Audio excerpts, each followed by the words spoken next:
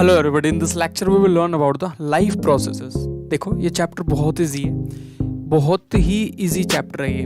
आपको इसको बहुत लंबा नहीं खींचना है, बहुत इजी चैप्टर है। तो स्टार्ट करते हैं। बेसिकली छोटी छोटी बातें हैं जो हमारे चारों तरफ होती हैं, बस उनके बारे में इस चैप्टर में बताया हुआ है। तो बिना टाइम वेस्ट किए हुए हम स्टार्ट करते हैं। देखो लाइफ प्रोसेस का मतलब क्या होता है। कोई भी एक लिविंग ऑर्गेनिज्म है अर्थ के ऊपर, अर्थ जो पूरी की पूरी आपकी जो अर्थ है उसके ऊपर दो तरीके के लिविंग ऑर्गेनिज्म एग्जिस्ट करते हैं। या तो प्लांट होगा या फिर एनिमल होगा, ठीक है ना। या तो प्लांट जिंदा होता है या फिर एनिमल जिंदे होते हैं। तो जितने भी लिविंग ऑर्गेनिजम्स होते हैं उनको अपनी ज़िंदगी को चलाने के लिए, पूरी पूरी लाइफ को चलाने के लिए कुछ प्रोसेसेस होते हैं उनकी बॉडी के अंदर। लिविंग ऑर्गेनिजम्स की बॉडी के अंदर कुछ ऐसे प्रोसेसेस जो कि उनको जिंदा रखते हैं, उनको ही हम लाइफ प्रोसेसेस बोलते हैं। बस उनको ही इस चैप्टर के अंदर हम देखने वाले हैं। तो सबसे पहले आपसे मैं पूछूं कि किसी भी लिविंग ऑर्गेनिज्म के लिविंग होने की क्या कैरेक्टरिस्टिक्स होती हैं, तो क्या क्या गुण है आप देख के बताओगे किसी भी चीज़ में कि वो लिविंग ऑर्गेनिज्म है। तो सबसे पहला जो कैरेक्टरिस्टिक आप देख के बताओगे कि मूव बाय देम सेल्व्स। जितने भी लिविंग ऑर्गेनिजम्स होते हैं वो अपने आप से चलते हैं, ठीक है। दूसरी कौन सी कैरेक्टरिस्टिक्स देखोगे, हर एक लिविंग ऑर्गेनिज्म को जीने के लिए फूड की आवश्यकता होती है, हवा की, एयर की आवश्यकता होती है, पानी मतलब पानी की तो ज़रूरत होती है, नीड होती है। तो फूड, एयर एंड वाटर की नीड होती है। तो उसको आप देख के बोलोगे हाँ ये एक लिविंग ऑर्गेनिज्म है। सेंसिटिव होते हैं। अब सेंसिटिव का मतलब है कि वो चीज़ों को सेंस कर पाते हैं, है ना। जैसे फॉर एग्जांपल आपको किसी ने टच किया तो आपको पता चलता है कि यस आपको किसी ने टच किया। प्लांट को देख लो, अब आप बोलोगे प्लांट को कितना भी टच कर लो उसको तो पता ही नहीं चलता। हमारी बॉडी के अंदर न्यूरॉन्स होते हैं, नर्व सिस्टम होता है, लेकिन प्लांट्स के अंदर आप देखो उनके अंदर हॉर्मोन्स होते हैं जिससे वो चीज़ों को कंट्रोल एंड कोऑर्डिनेट कर पाते हैं। फॉर एग्जांपल आपने सन फ्लावर देखा होगा, उसकी एक खास बात होती है कि वो सन की तरफ मूव करने लग जाता है, ठीक है। तो वो सेंसिटिव होते हैं लिविंग ऑर्गेनिजम्स। नेक्स्ट वो रेस्पिरेशन करते हैं। अब रेस्पिरेशन का मतलब क्या होता है, आपको रेस्पिरेशन का मतलब समझना है। एक होता है सांस का लेना और सांस का छोड़ना, और एक होता है रेस्पिरेशन। देखो रेस्पिरेशन का बेसिकली मतलब होता है कि जो खाना आपने खाया ना, फूड का किसमें कन्वर्जन, एनर्जी में कन्वर्ट करना, इसको ही बोलते हैं रेस्पिरेशन। इनहेल एक्सेल होता है सांस का लेना, सांस का छोड़ना, लेकिन फूड को एनर्जी में कन्वर्ट करने की जो प्रोसेस या जो तरीका होता है उसको रेस्पायर करना है, रेस्पिरेशन करना बोलते हैं। नेक्स्ट होता है एक्सक्रीट करना। एक्सक्रीट मतलब जो आपने खाया, पचाया और जो बची हुई चीज़ को बाहर निकाल देना बॉडी से, एक्सक्रीट करना। तो ये सारी चीज़ें अगर कोई भी एक लिविंग ऑर्गेनिज्म कर रहा है, क्या परफॉर्म कर रहा है, तो वो लिविंग ऑर्गेनिज्म है। नेक्स्ट सबसे इंपॉर्टेंट, हर एक लिविंग ऑर्गेनिज्म अपना बच्चा पैदा करता है, तो कैन रिप्रोड्यूस। तो ये 6 चीज़ें आप देख के बता दोगे कि कोई चीज़ लिविंग है, कौन सी चीज़ नॉन लिविंग है। अब आपने कभी ऐसा देखा है कि बाइक ने बच्चा पैदा कर दिया हो? नहीं देखा ना, क्योंकि वो एक नॉन लिविंग चीज़ है। तो समझ पा रहे हो, लिविंग ऑर्गेनिज्म के कुछ स्पेसिफाई कुछ गुण होते हैं, कुछ करेक्टरिस्टिक्स होते हैं, उनमें से ये करेक्टरिस्टिक्स लिविंग ऑर्गेनिज्म के करेक्टरिस्टिक्स होते हैं। अब हर लिविंग ऑर्गेनिज्म को अपनी लाइफ को चलाने के लिए, सारे के सारे कामों को करने के लिए किस चीज़ की ज़रूरत होती है, सबसे ज़रूरी चीज़ होती है एनर्जी। अब लिविंग ऑर्गेनिज्म के अंदर एनर्जी कहाँ से आएगी, एनर्जी आएगी खाने से भाई। हम जो फूड लेते हैं, जो एनिमल्स फूड लेते हैं, उससे उनको एनर्जी आती है या हमको एनर्जी आती है। We are also an animal ना, हम भी तो एनिमल का ही एक हिस्सा है ना। तो हमको एनर्जी, ये जितने भी लाइफ के प्रोसेस हैं उनको चलाने के लिए हमको एनर्जी कहाँ से मिलती है, फूड से। और फूड कहाँ से मिलता है, नेचर से। समझ में आ गया। तो अब खाना तो खा लिया हमने, अब खाने के अंदर हम देखेंगे कि कितने तरीके के न्यूट्रिशन हम कंज्यूम करते हैं। तो न्यूट्रिशन 2 तरीके के होते हैं बेसिकली, मोटा मोटी देखो। पहला जिसको बोलते हैं मैक्रो न्यूट्रिएंट्स। मैक्रो क्यों बोलते हैं, मैक्रो शब्द का मतलब है ज़्यादा अमाउंट में, और माइक्रो न्यूट्रिएंट जो कम अमाउंट में। ऐसी कुछ चीज़ें जो हमें ज़्यादा अमाउंट में खानी होती है उनको हम मैक्रो न्यूट्रिएंट्स बोलते हैं। पूरे दिन में आप जब खाना खाते हो तो आप नोटिस करना कि कुछ चीज़ें आप क्या खाते हो, ज़्यादा अमाउंट में खाते हो। जैसे रोटी हो गई और आपका चावल हो गया, ठीक है। और कुछ चीज़ें आप कम अमाउंट में खाते हो, जैसे मिनरल्स हो गए, जैसे बहुत थोड़ा सा नमक खाते हो। ऐसा तो नहीं है ना कि मुट्ठी भर के आपने मिनरल्स या नमक खा लिए, तो बहुत थोड़ा सा आप खाते हो। तो जो चीज़ें अमाउंट में कम खाई जाती हैं, जो हमें कम अमाउंट में चाहिए होती है, उनको माइक्रो न्यूट्रिएंट्स बोलते हैं। वाइटामिन्स, मिनरल्स जो हमें ज़्यादा चाहिए, कौन कौन सी चीज़ ज़्यादा चाहिए, वाइटामिन, और आप बोल सकते हो कार्बोहाइड्रेट और फैट, ये हमें माइक्रो, ये बार बार चाहिए, मैक्रो चाहिए। तो हम 2 तरीके के हमने फूड लिया, फूड से न्यूट्रिशन लिया। न्यूट्रिशन दो तरीके का होता है। फूड क्यों लिया? क्योंकि हमें सारे के सारे लाइफ के प्रोसेस को परफॉर्म करना था आपकी बॉडी को, इसलिए। तो एक स्टोरी की तरह समझो पूरे चैप्टर को। अब आपने यहाँ पे कार्बोहाइड्रेट खाया, कार्बोहाइड्रेट के बाद में फैट लिया और प्रोटीन लिया। देखो कार्बोहाइड्रेट, फैट और प्रोटीन किससे मिलता है? कार्बोहाइड्रेट मिलता है, आप खाते हो, रोटी खाते हो, चावल खाते हो। फैट मिलता है डेयरी प्रोडक्ट से, घी खाते हो। प्रोटीन मिलता है आपके फिश से, पनीर से, टोफू से। ये सब चीज़ें क्या है? ये मैक्रो हैं। माइक्रो सब्जी से मिल जाता है आपको, सब्जी खा लो, तो सब्जी खा लो, वेजिटेबल्स खा लो, जो जो आपके फ्रूट्स होते हैं वो खा लो। थोड़ा बहुत जो आप मिर्च मसाला डालते हो उसमें भी क्या होता है? मिनरल्स होते हैं। तो ये न्यूट्रिशन दो पार्ट में आप तोड़ के खाते हो। आप देख सकते हो कि दो तरीके के न्यूट्रिशंस होते हैं। कौन से ज़रूरी है? दोनों ही इंपॉर्टेंट है, दोनों इक्वली इंपॉर्टेंट है। ये बात आपको याद रखनी है। अब हम यहाँ देखेंगे कि कितने तरीके से हम न्यूट्रिशन को लेते हैं, मोड ऑफ न्यूट्रिशन। हम नहीं, जितना भी लिविंग ऑर्गेनिज्म है उसकी बात करेंगे। तो दो मोड होते हैं न्यूट्रिशन को लेने के, दो तरीके होते हैं। एक होता है ऑटोट्रॉपिक मोड, एक होता है हेट्रोट्रॉपिक मोड। अब आपको समझना है कि ऑटोट्रॉपिक का मतलब क्या है। देखो शब्द से ही पता चल रहा है। ऑटो मतलब ऑटोमेटिकली, जो अपनी बॉडी से, खुद की बॉडी की हेल्प से क्या करे, खुद की बॉडी के लिए खाना बनाए, उसको बोलते हैं ऑटोट्रॉपिक। कौन होते हैं? प्लांट्स होते हैं, जो अपना ही जुगाड़ खुद अपनी बॉडी से करते हैं। हेट्रोट्रॉपिक ऐसे प्लांट्स, ऐसे लिविंग ऑर्गेनिज्म होते हैं जो दूसरे की बॉडी को खा के, जैसे एनिमल्स होते हैं, प्लांट्स को खा के या दूसरे एनिमल को खा के जिंदा रहते हैं। तो दो तरीके के न्यूट्रिशन लेने के मोड होते हैं। एक होता है खुद से, मतलब कि अपनी बॉडी से ही क्लोरोफिल प्रेजेंट होता है उनकी बॉडी में, हम समझेंगे डिटेल में। तो autotrophic mode of nutrition and heterotrophic mode of nutrition. समझ में आ गई बात? ओके। अब यहाँ पे देखेंगे जो हेट्रोट्रॉपिक होते हैं, जो दूसरे को खाते हैं, उनके भी 3-4 टाइप होते हैं। कौन कौन से? पहला होता है सेप्रोट्रॉपिक। हेट्रो का बेसिकली मतलब क्या था? हेट्रो का मतलब था जो दूसरे के ऊपर डिपेंडेंट हो, जो दूसरे को खाए। अब यहाँ पे सेप्रोट्रॉपिक जो होता है उसका मतलब क्या होता है? सेप्रो शब्द का मतलब होता है सड़ा गला। अगर कोई भी लिविंग ऑर्गेनिज्म सड़ी गली चीज को खा के जिंदा रहता है, दूसरे को खाता है लेकिन मरे हुए को खाता है, उसकी सड़ी हुई रोटन पार्ट को खाता है, उसको बोलते हैं सेप्रोट्रॉपिक। हेट्रोट्रॉपिक का कौन सा पार्ट होगा? सेप्रोट्रॉपिक। तो हेट्रोट्रॉपिक मतलब दूसरे को खाना, लेकिन दूसरा अगर सड़ा हुआ है उसको खा रहा है तो वो हेट्रोट्रॉपिक का कौन सा पार्ट होगा? सेप्रोट्रॉपिक। समझ में आ गया? Example, mushroom. मशरूम कहाँ उगती है? आपके फफूंद जहाँ लग जाती है, जहाँ चीज़ें सड़ जाती हैं, वहाँ मशरूम उगती है। क्लियर होगी बात? नेक्स्ट होता है आपका पैरासिटिक। नाम से पता चल रहा है, पैरासाइट बना देते हैं बॉडी को, पैरासाइट बना के उसको खाते हैं। जैसे अमरबेल एग्जाम्पल हो गया, फंगी हो गया, बैक्टीरिया हो गया। फॉर एग्जाम्पल, आपकी बॉडी के अंदर कोई बैक्टीरिया चला गया, आपकी बॉडी के अंदर वो रह रहा है, आपको मार भी नहीं रहा और वो खुद को भी सर्वाइव कर रहा है। तो ये आपको क्या बना रहा है? होस्ट बना रहा है। और खुद क्या कर रहा है? पैरासाइट बन के आपकी बॉडी में बैठा हुआ है। तो ऐसे मोड ऑफ न्यूट्रिशन को हेट्रोट्रॉपिक का पैरासिटिक मोड ऑफ न्यूट्रिशन बोलते हैं। तो मशरूम का एग्जाम्पल दिया था मैंने, किसमें? सड़ी हुई रोटन, जिसको सैप्रो बोलते हैं, उससे खाना ले। और जिसको मैंने बताया था कि अमर बेल, जिसको बताया था, अमर बेल एक ऐसी बेल होती है यार जो पेड़ के ऊपर छा जाती है और पेड़ को मरने भी नहीं देती और जिंदा भी नहीं रहने देती, उससे न्यूट्रिशन लेती रहती है और आराम से अपनी लाइफ चलाती है। नेक्स्ट होता है आपका हेट्रोट्रॉपिक का, जो कि हम आते हैं उस कैटेगरी में, होलोजोइक। ये ऐसे लोग होते हैं या ऐसे लिविंग ऑर्गेनिज्म होते हैं जो सॉलिड फॉर्म में, कॉम्प्लेक्स ऑर्गेनिक फॉर्म में फूड को लेते हैं, मार के खाते हैं और उसको पचाते हैं और एक्सक्रीट करते हैं, जैसे ह्यूमन बींग्स। क्लियर होगी बात? तो हम लोग किस में आते हैं? होलोजोइक में। हेट्रोट्रॉपिक के होलोजोइक पार्ट में एनिमल्स मतलब हम लोग आते हैं, या फिर डॉग भी एक तरीके से जो इस तरीके से बिहेव करे वो हेट्रोट्रॉपिक का होलोजोइक है। क्लियर हुई इतनी बात? ओके। अब हम देखेंगे कि प्लांट्स किस तरीके से न्यूट्रिशन लेता है। तो मैंने बताया था कि ऑटोट्रॉपिक होते हैं। अब ऑटोट्रॉपिक का मतलब क्या है? देखो प्लांट्स के अंदर क्या क्या चीज़ें होती हैं, कौन कौन सी चीज़ें प्लांट्स के पास में आती हैं जिससे वो अपना खाना बनाती है।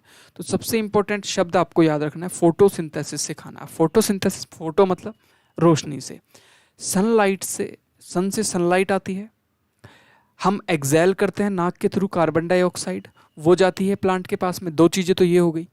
और जड़ों के थ्रू जाता है H2O, पानी जाता है। तीन चीज़ें हो गई ना। अब यहाँ पे जाके तीनों चीज़ें, क्लोरोफिल प्रेजेंट होता है इनके हरे पत्तों में और वहाँ से होती है प्रोसेस और वो अपने लिए खाना बनाता है और जो प्रोडक्ट निकलता है उसको ऑक्सीजन की फॉर्म में वो बाहर निकालता है, जिसको हम इनहेल करने में यूज़ लेते हैं। बात आ गई समझ में? प्लांट्स क्या करते हैं? O2 बनाता है और किस चीज़ को लेके बनाता है? CO2 को ले लिया। एनवायरनमेंट से, सनलाइट सन से ले ली, और प्लांट के जड़ों ने H2O जो हमने पानी दिया, इन तीनों को मिला के ऑक्सीजन बना देगा। प्लस में बनाएगा क्या, C6H12O6, जिसको क्या बोलते हैं, कार्बोहाइड्रेट। थोड़ा बहुत तो अपनी बॉडी की ग्रोथ के लिए ज़रूरी होता है तो खुद कंज्यूम कर लेता है, बचे हुए को फ्रूट में लटका देता है, जिसको तोड़ के हम खा लेते हैं। तो इसको बोलते हैं न्यूट्रिशन इन प्लांट या फिर फोटोसिंथेसिस। ये एक परफेक्ट फॉर्म में मैंने लिखा हुआ है, CO2, H2O, सनलाइट और क्लोरोफिल। क्लोरोफिल पत्तों में, हरे पत्तों में प्रेजेंट होता है। प्रोडक्ट क्या बनेगा, शुगर, जिसमें से कुछ परसेंट खुद की बॉडी की ग्रोथ के लिए काम आता है, बाकी फ्रूट में इकट्ठा हो जाता है जिसको हम कंज्यूम करते हैं। ऑक्सीजन बाहर निकालता है जिसको हम नाक के थ्रू इनहेल करते हैं। तो इस तरीके से प्लांट काम करता है। क्लियर हो गई बात? ओके। अब आपको ये पता होना चाहिए कि फोटोसिंथेसिस बेसिकली होता कहाँ पे है। अगर मैं आपको जूम करके दिखाऊं, एक पत्ता लूँ छोटा सा, इसको छोटे से पार्ट को काटूं, तो ये दिखेगा ऐसे साइड से। और जब नीचे आपको ये एपिडर्मिस के नीचे एक लेयर होती है, उसके नीचे यहाँ पे फोटोसिंथेसिस या गैसेस का एक्सचेंज होता है। तो आपको समझना है कि यहाँ से ऑक्सीजन इस तरीके से निकलती है, कार्बन डाइऑक्साइड इसके थ्रू, स्टोमेटा के थ्रू अंदर जाती है।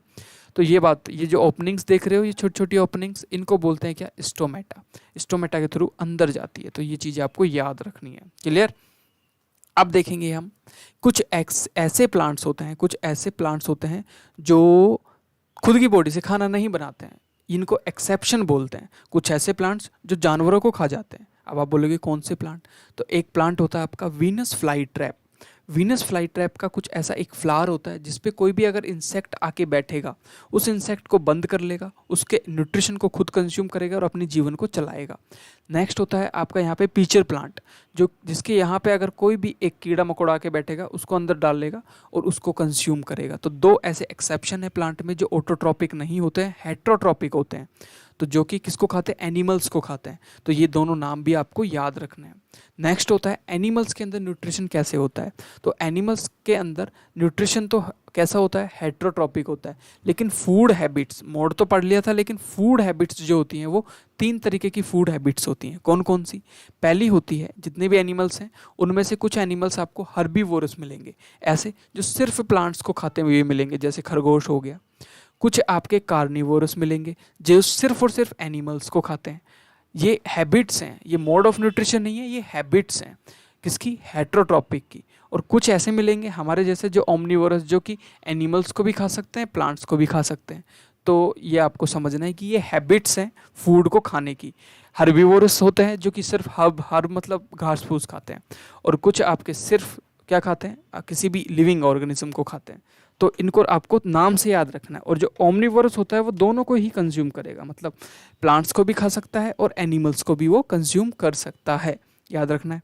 नेक्स्ट हम बात करेंगे कि आपको ये बताना है, स्टेप्स बताने हैं कि न्यूट्रिशन, एनिमल के अंदर जो न्यूट्रिशन का पूरा प्रोसेस, खाना खाने के बाद से और एक्सक्रीट करने तक का पूरा प्रोसेस कितने कितने पार्ट में होता है। तो सबसे पहला जो स्टेप होता है वो होता है इंजेशन।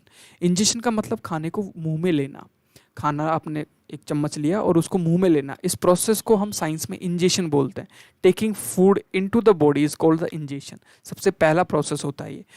उसके बाद क्या होता है, उसके बाद में हम इंजेशन मतलब आपने कोई भी एक बाइट ले ली, मुंह तक पहुंचा दी, उसके बाद में दांत चबाएगा। दांत के चबाने से आप क्या करोगे, जो आपने खाया उसके जो पार्टिकल्स हैं वो कैसे हैं, सॉलिड पार्टिकल्स हैं। तो डाइजेशन होता है दूसरा प्रोसेस। अब डाइजेशन का मतलब ये नहीं होता कि उसका पच जाना। डाइजेशन का मतलब होता है जो आपने खाया है वो इनसॉल्यूबल पार्टिकल हो सकते हैं, लार्ज पार्टिकल्स हो सकते हैं।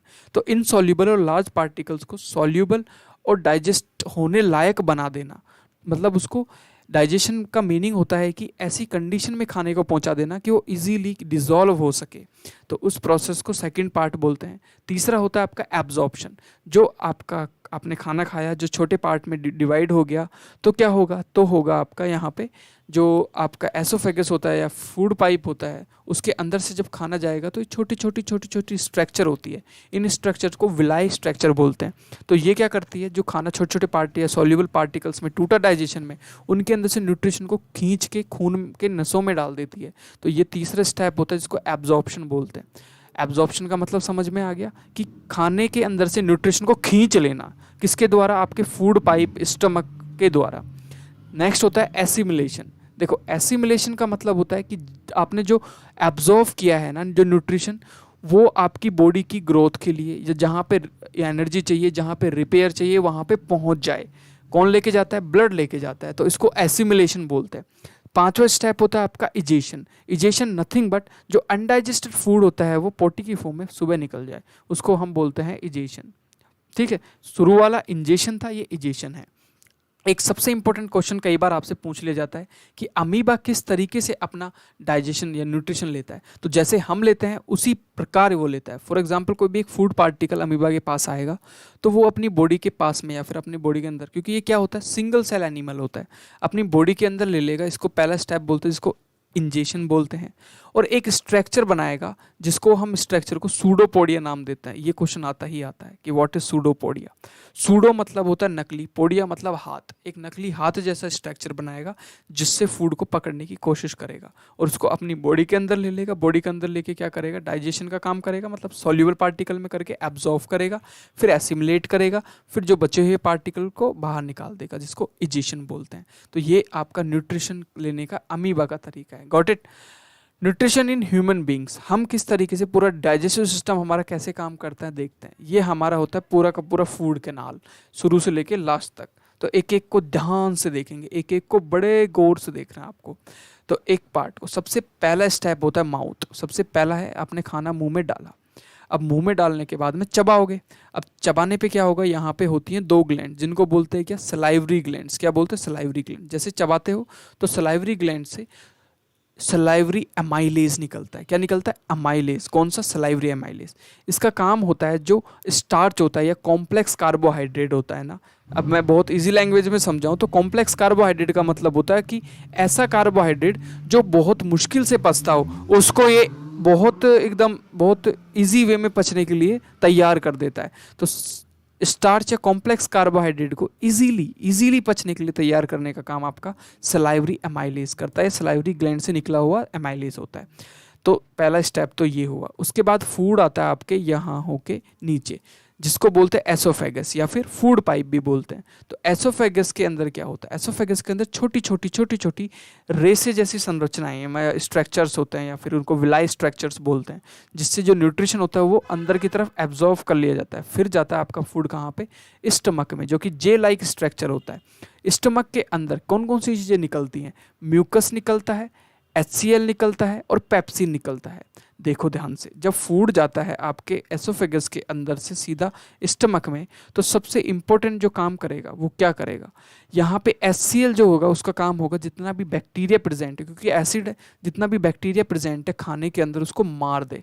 यहाँ से निकलेगा ये आपकी छोटी सी एक, बोल सकते हो कि ग्लैंड लाइक स्ट्रक्चर होती है। HCl के बाद में निकलेगा पेप्सिन। पेप्सिन का काम, जितना भी यहाँ पे सिन आएगा ना, सिन, उसका काम होता है प्रोटीन को पचाना। तो जो खाने में प्रेजेंट प्रोटीन है उसको पचाने का काम। और एक तीसरी चीज निकलेगी, इसको बोलते हैं mucus. Mucus is nothing but ये अंदर की लाइनिंग को स्ट्रॉन्ग कर देता है, जिससे आपका जो HCl से बना हुआ एसिड फॉर्म है वो अंदर की लाइनिंग को डैमेज ना कर सके। क्लियर हो गई बात। अब फूड जाएगा आपके स्टमक से आगे। स्टमक से आगे कहाँ जाएगा, लिवर से पास होते हुए जाएगा, मतलब स्मॉल इंटेस्टाइन में जाएगा।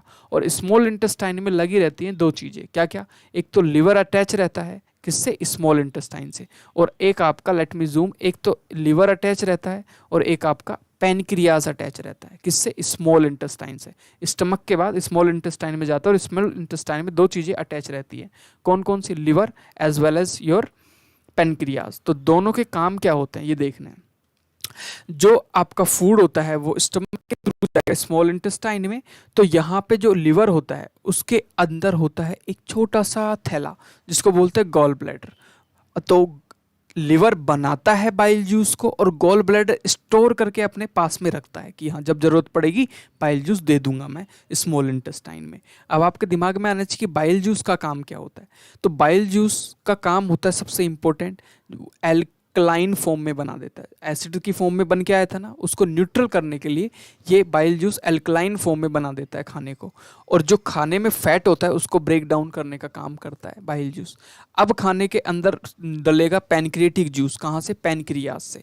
तो पैनक्रिएटिक जूस में होता है ट्रिप्सिन। मैंने बोला जितने भी सिन होते हैं उनका काम होता है प्रोटीन को पचाना। अब आपके दिमाग में आएगा प्रोटीन तो यहाँ पच गया था, यहाँ क्यों पच रहा है, तो remaining part of protein will be digest here.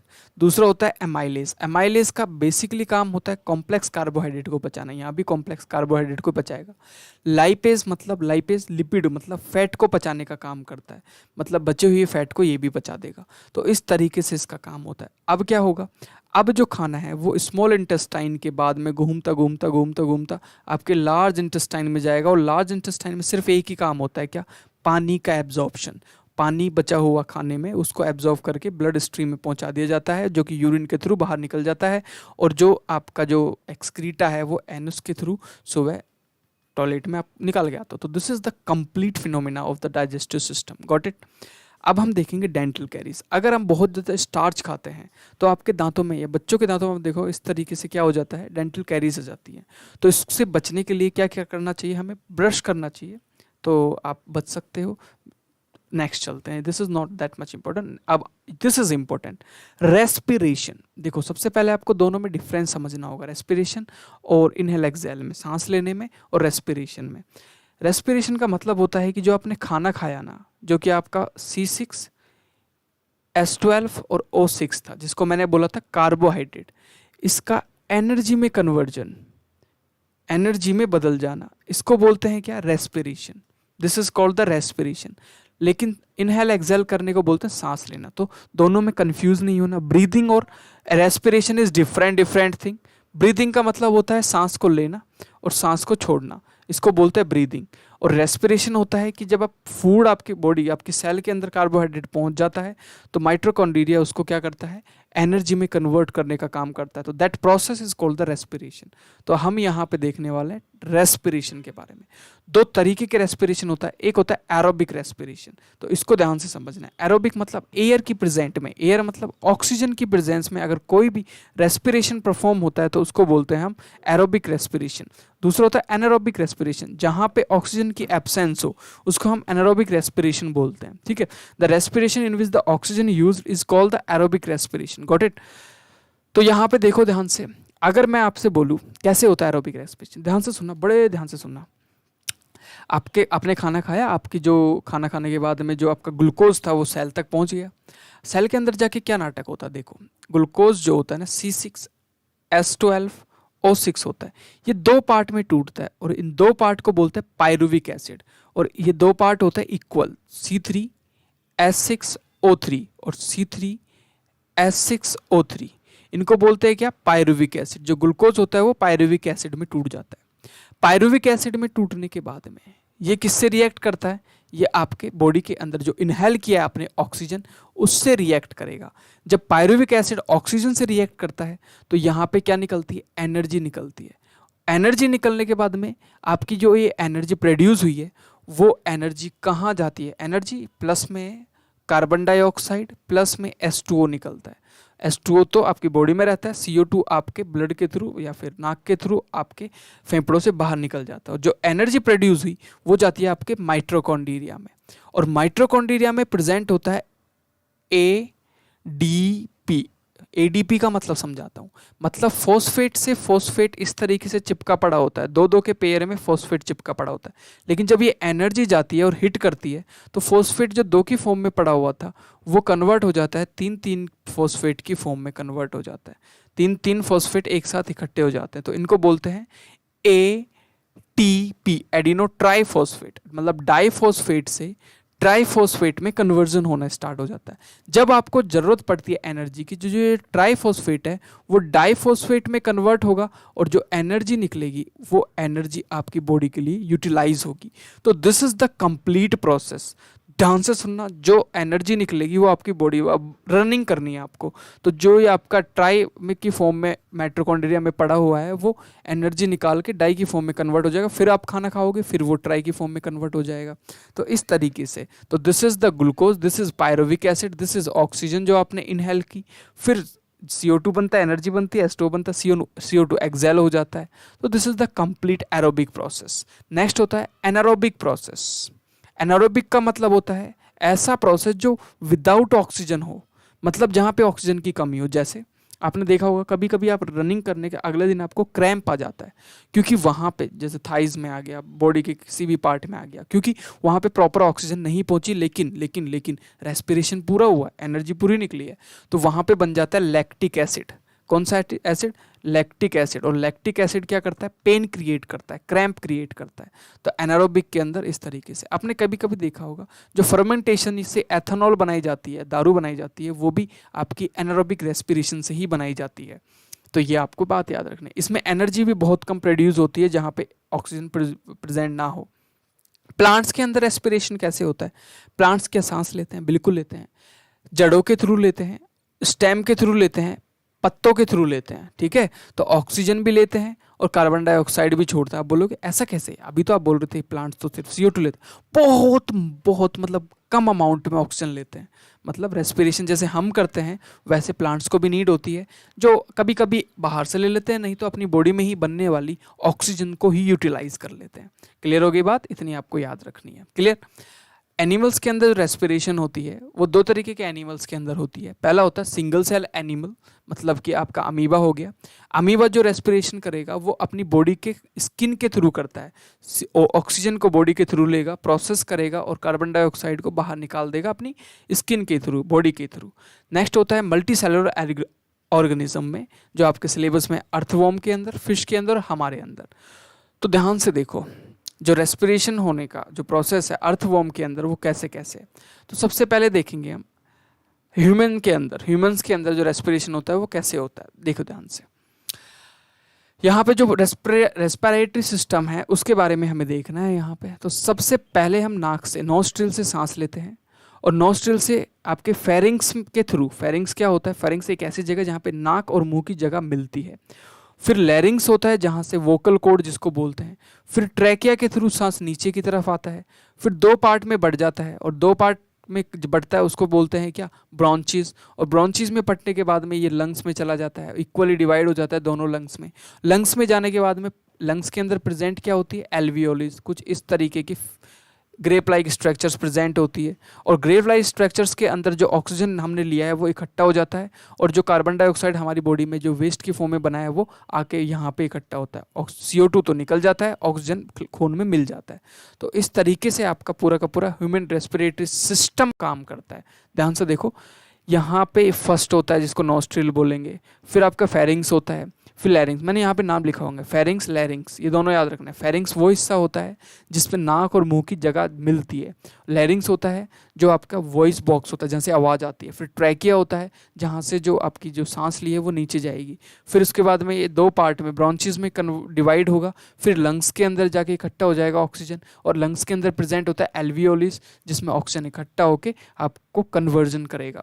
समझ में आ गई बात? Okay, let's move further. This is the process, this is the how our lungs works look like. किस तरीके से काम करते हुए हमारे लंग्स दिखाई देते हैं? कुछ ऐसे हमारे लंग्स काम करते हुए दिखाई देते हैं। जब सांस लेते हैं फूल जाते हैं, सांस निकालते हैं तो पिचक जाते हैं। ग्रेट। रेस्पिरेशन अर्थवॉर्म में कैसे होता है? जब अर्थवॉर्म गीला होता है ना, गीला, तभी उसके अंदर एस्पिरेशन होता है, ठीक है। तो क्या होता है, कैसे होता है? उसकी स्किन के थ्रू होता है, ठीक है। अर्थवॉर्म के अंदर स्किन के थ्रू, जैसे अमीबा के अंदर होता था लेकिन वो क्या था? सिंगल सेल था। यहाँ पे मल्टी सेल के अंदर भी यहाँ पे अमीबा के तरह ही होता है। फिश के अंदर कैसे होता है? फिश के अंदर एक तरीके की एक मशीनरी मिलती है जिसको आप बोलते हैं गिल्स। पानी पीता है, फिश के मुंह में पानी जाता है और एक चीज़ होती है जिसको बोलते हैं क्या? गिल्स।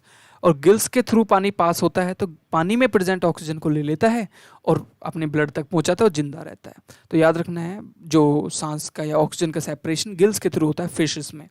अब हम देखेंगे, हमने खाना खा लिया, ग्लूकोज ले लिया, ब्लड डाल दिया उसमें, अब उसका ट्रांसपोर्टेशन कैसे होगा? तो जो ट्रांसपोर्ट होता है वो प्लांट्स के अंदर भी होता है और जो न्यूट्रिशन का ट्रांसपोर्ट हमारे अंदर भी होता है। तो पहले हम प्लांट्स के अंदर देख लेते हैं। प्लांट्स के अंदर 2 तरीके के टिश्यूज़ होते हैं। एक होता है जल को ले जाने वाला, जल से याद रखो जाइलम, मतलब पानी को ले जाने वाला जाइलम, और आपके फूड को ले जाने वाला फ्लोएम। फूड को ले जाने वाला बाई डायरेक्शनल होता है, मतलब दोनों डायरेक्शन में फ्लो करता है, क्योंकि फूड हर जगह जाना है। लेकिन जो जल को ले जाने वाला जाइलम है वो सिर्फ यूनि डायरेक्शनल, एक ही डायरेक्शन, ऊपर की तरफ जाता है। क्लियर? तो इस तरीके से ट्रांसपोर्ट होता है प्लांट्स में। नेक्स्ट, एक प्लांट्स के अंदर एक चीज़ होती है जिसको बोलते हैं ट्रैकिड्स। ट्रैकिड्स जाइलम को सपोर्ट और फ्लोएम को सपोर्ट करने वाले टिश्यूज़ होते हैं। टिश्यू वाले चैप्टर में डेफिनेटली हमने ट्रैकिड्स के बारे में पढ़ा होगा, ये सपोर्टिंग टिश्यू होते हैं, बस इतना याद रखना है। अब हम देखेंगे ह्यूमन ट्रांसपोर्ट सिस्टम। ह्यूमन के अंदर ट्रांसपोर्ट होने वाली कौन सी चीज़ है, कौन सी चीज़ होती है जो एक्चुअली में ट्रांसपोर्ट होगी भी? तो हमारे अंदर जो ट्रांसपोर्ट होती है वो होती है खून, ब्लड।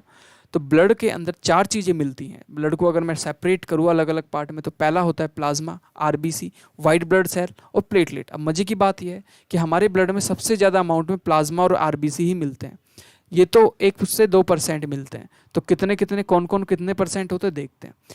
यहाँ पे मैंने बनाया हुआ है प्लाज्मा जो है वो कितने परसेंट है। प्लाज्मा है आपका 55% और आपका आरबीसी है 45% और वाइट ब्लड सेल्स और प्लेटलेट्स जो होती है वो <1% होती है। तो plasma is the most part या major part of the blood आप बोल सकते हो। यही आपके पूरे के पूरे बॉडी के अंदर फ्लो करता है। अब प्लाज्मा के अंदर क्या होता है, this is the liquid part of blood is called the plasma. इसके अंदर 90% पानी होता है। 90% प्लाज्मा के अंदर पानी, आप बोल सकते हो कि 90% प्लाज्मा के अंदर पानी है और प्लाज्मा 55% है। तो ऑलमोस्ट आपके खून में पानी ही है, ज़्यादातर मैक्सिमम पार्ट आपका फ्लूइड होने की वजह से पानी ही है।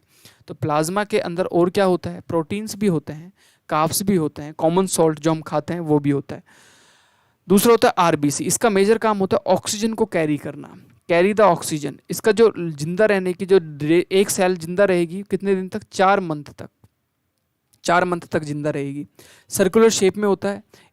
इनके अंदर कोई न्यूक्लियस नहीं होता। न्यूक्लियस नहीं होने की वजह से आप देख पा रहे हो यहाँ पे ऐसे पिचके हुए दिखाई देते हैं, इस तरीके से यहाँ पे ये पिचके हुए दिखाई देते हैं, न्यूक्लियस नहीं होता है। तो ये कितने होते हैं, ये आपके 45% तक आरबीसीज प्रेजेंट होते हैं, 55 प्लाज्मा होता है, लाइफ स्पैन 4 मंथ। नेक्स्ट होता है डब्ल्यूबीसी, जिसको वाइट ब्लड सेल्स बोलते हैं। ये इन्फेक्शन से लड़ने के लिए महत्वपूर्ण होते हैं। ये 13 से 20 दिन तक एक डब्ल्यूबीसी जिंदा रह सकता है। इनके अंदर न्यूक्लियस प्रेजेंट होता है। ये इन्फेक्शन से लड़ते हैं, जैसे वो कैरी कर रहा था ऑक्सीजन, ये इन्फेक्शन से लड़ता है।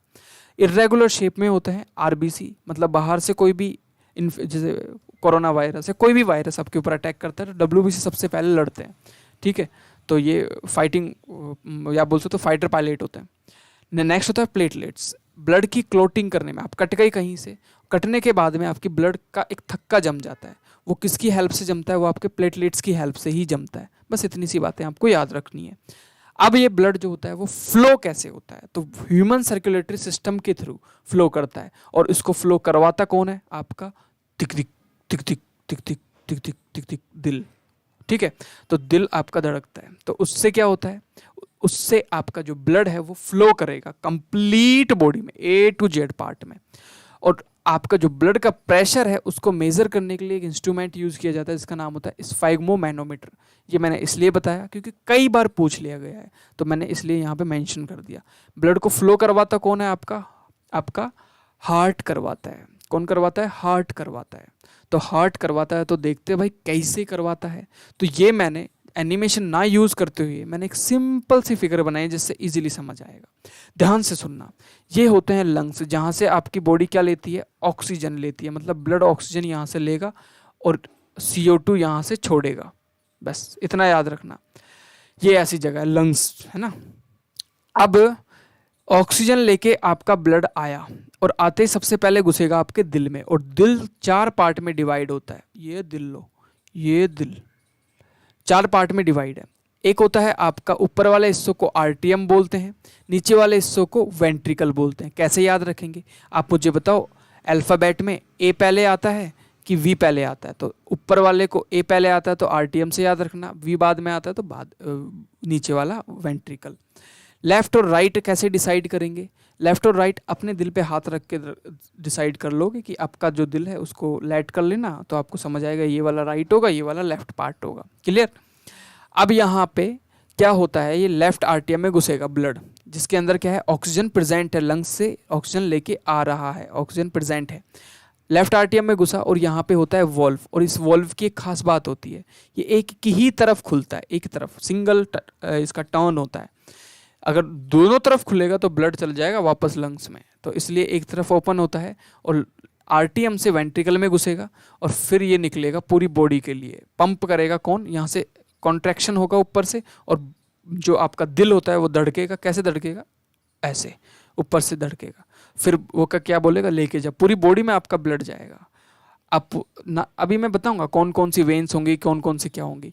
वो फिर वेन्स के थ्रू आपकी पूरी बॉडी ऑर्गन्स में ऑक्सीजन दे देगा और जो कार्बन डाइऑक्साइड है उसको ले लेगा।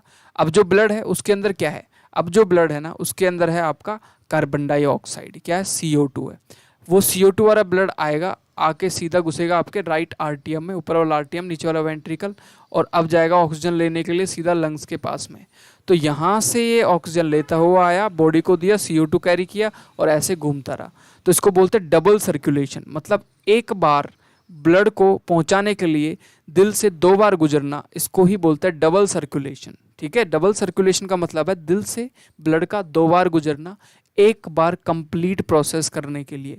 कई बार क्वेश्चन आता है what is the double circulation, तो डबल, ध्यान से सुनना, what is the double circulation. Double circulation is nothing but कि दिल से खून का 2 बार गुजरना एक कंप्लीट प्रोसेस को करने के लिए, कंप्लीट एक स्लॉट ऑक्सीजन को देने के लिए, बस ऐसा समझो।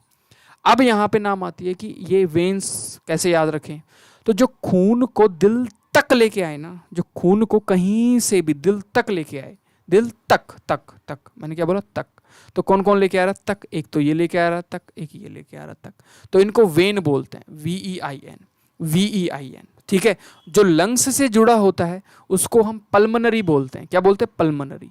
और जो खून को लेके जाए उनको हम आर्टरीज बोलते हैं, जो दिल से खून को लेके जा रहा है ना उनको हम आर्टरीज बोलते हैं। और जो लंग्स से जुड़ा होता है उसको पल्मनरी बोलते हैं, और जो बॉडी से जुड़ा होता है उसको हम मेन बोलते हैं, मेन, क्योंकि बॉडी इज मेन।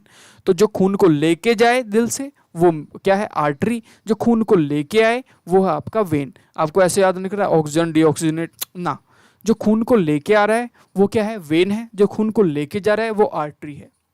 क्लियर हो गई बात, बॉडी से कनेक्टेड है जो आर्टरी वो मेन है, जो वेन बॉडी से कनेक्टेड है वो मेन है। क्लियर हो गई बात, तो इस तरीके से मेन आर्टरी और पल्मोनरी वेन ये सब में डिफरेंट आप समझ पाओगे। बस इनका दूसरा नाम भी होता है, आओर्टा होता है, किसी का वेना कावा होता है, इस तरीके से होता है। तो जरूर नहीं वेना कावा और आओर्टा याद रखो, आप मेन आर्टरी और मेन वेन याद रखोगे, ठीक है, नो प्रॉब्लम। नेक्स्ट होता है एक सिस्टम होता है, खून के अलावा हमारी बॉडी में बाहर के इन्फेक्शन से लड़ने के लिए एक सिस्टम होता है जिसको बोलते हैं लिम्फेटिक सिस्टम। ये काम क्या करता है, ये एक्चुअली एक छोटे छोटे पार्टिकल्स प्रोटीन के अपने पास में रखता है, छोटे छोटी नसी होती हैं जो इम्यून सिस्टम को बूस्ट करता है। तो इम्यून सिस्टम को बूस्ट करने का काम लिम्फेटिक सिस्टम का होता है, प्रोटेक्ट करता है जर्म्स को, बाहर के अनवांटेड जर्म्स को मारने के लिए। ठीक है, नेक्स्ट होता है एक्सक्रीशन, हमारी बॉडी में नेक्स्ट होता है एक्सक्रीशन। अभी हमने सब खा लिया, पचा लिया, अब हमें बाहर निकालना है, एक्सक्रीट करना है।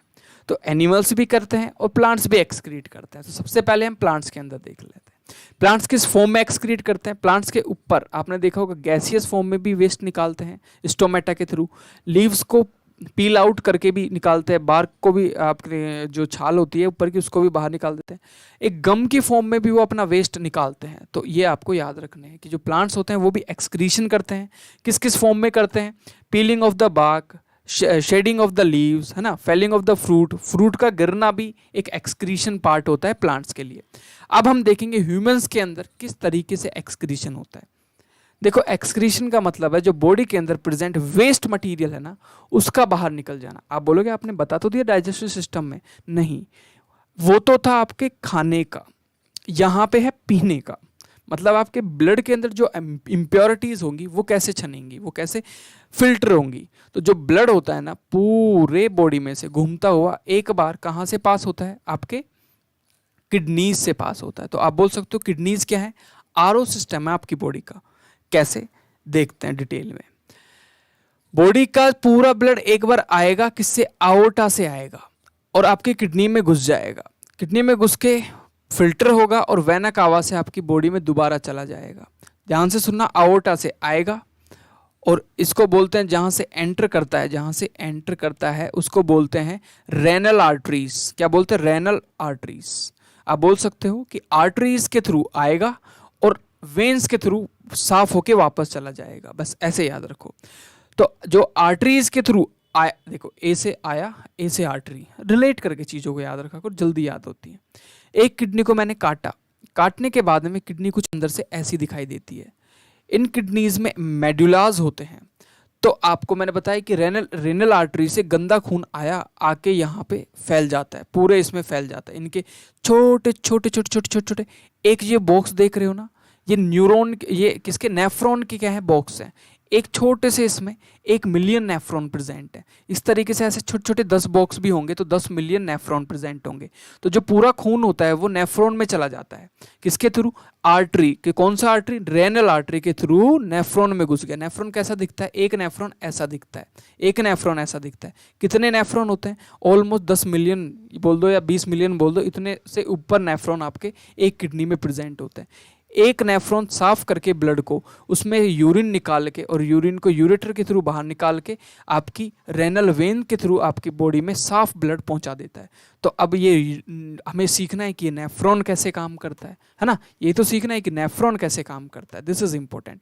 देखिए, जो आपका रेनल आर्टरी के थ्रू जो खून आया था वो एक नेफ्रॉन की बात कर रहा हूं मैं, वो एक नेफ्रॉन में घुसता है। तो इस तरीके की एक स्ट्रक्चर होती है जिसको बोलते हैं क्या? Women's capsule. जिसको अंडरलाइन करना हो बस वही याद रखना है, वोमेन्स कैप्सूल बोलते हैं। इसके थ्रू पास होता है। इसके थ्रू क्यों पास होता है?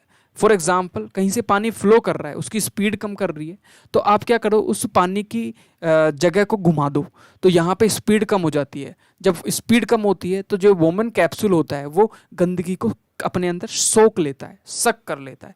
जैसे वोमेन्स कैप्सूल ने सक किया तो जो गंदगी होती है वो चलना स्टार्ट होती है, यहाँ से चलती रहती है, चलती रहती है, चलती रहती है, चलती रहती है, चलती रहती है, चलती रहती है, और नीचे आके यहाँ पे एक ट्यूब होती है जिसको लूप ऑफ हैनल बोलते हैं। क्या बोलते हैं? Loop of Henle.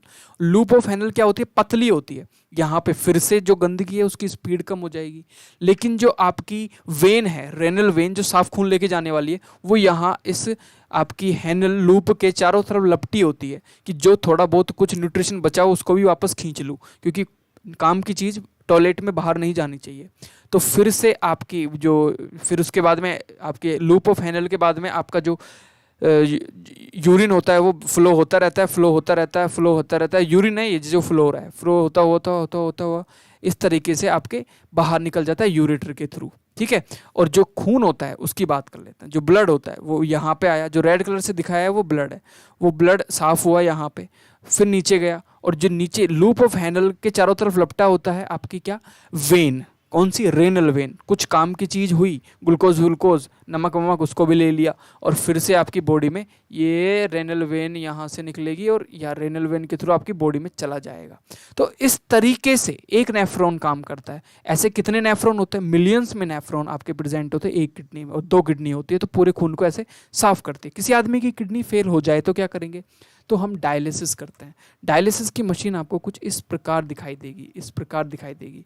ये क्या करती है? पूरे ब्लड को, मरीज के ब्लड को अंदर लेती है। जैसा किडनी साफ कर रही थी वैसे यूरिन को सेपरेट करके ब्लड को अंदर डाल देती है। तो this was the complete chapter.